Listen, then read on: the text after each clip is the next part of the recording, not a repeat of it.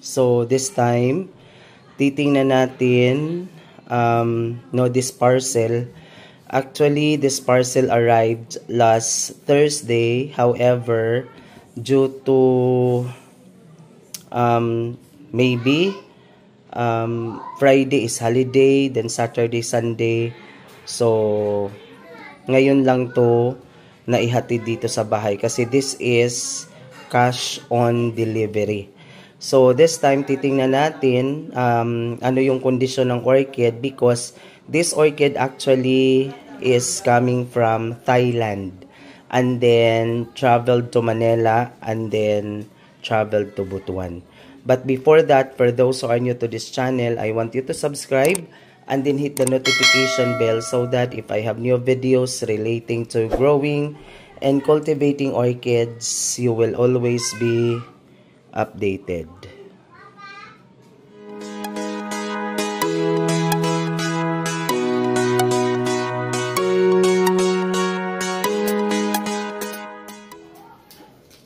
So this time, titingnan natin ang kondisyon ng orchid because sabay kaming nag-order ni Sir Jonaldo Palpagal ng Longos Southern Leyte.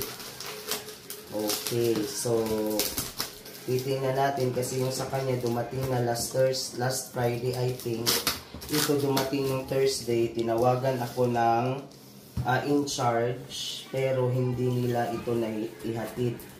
Okay, so actually there are only 2 orchids here, dalawa lang ito, but these 2 type of vanda, this is considered rare. Okay, titingnan natin kung meron siyang ID doon sa na nakalagay, Okay, so ito ang ayaw ko sa LBC kasi yung LBC I experience parating palpak yung kanilang transaction, That's why I usually prefer GRS kasi talagang my plant, my orchid arrived on time. So ganito ang kanilang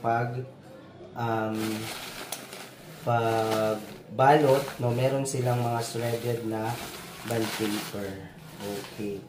So this is So this one meron na siyang kiki. Actually maliit siya. Tingnan niyo yung kanyang crown. Okay, dehydrated na po yung plant. Pero let us try to put this in a water. I-soak natin ito sa tubig na may brown sugar. This is okay, tingnan natin. This is Vanda Coeruela Blue, So, this is Vanda Coeruela Blue. When I upload this doon sa ating YouTube channel, I will pin the sample flower. Maganda talaga ito, This is a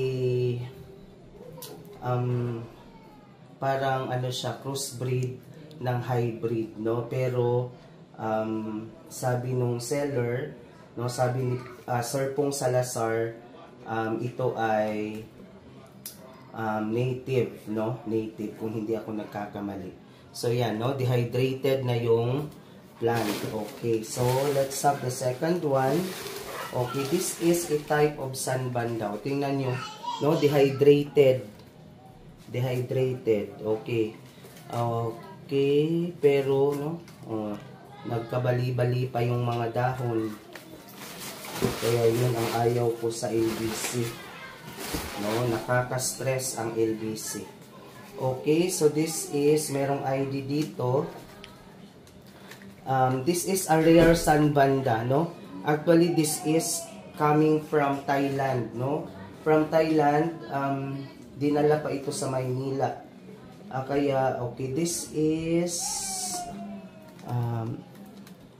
okay, so this is Vanda, this is JBV, and then XB flabiliata, Josephine Ban, this, pag JBV, Josephine Ban Brero, okay, Okay, and then XB biflavillata.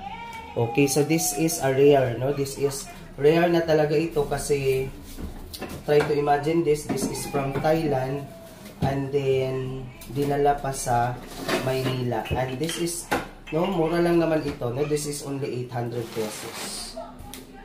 Okay, so medyo mahal ito kasi ang Coeruela, this is 1,500. This is 800. So, 2,300 plus yung SF na 553. So yun, no? So later ilalagay natin ito sa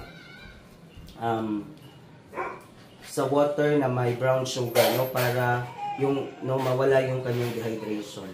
Okay, so I hope papaparami natin ito sa garden sa Il Paraiso. Until next update everyone.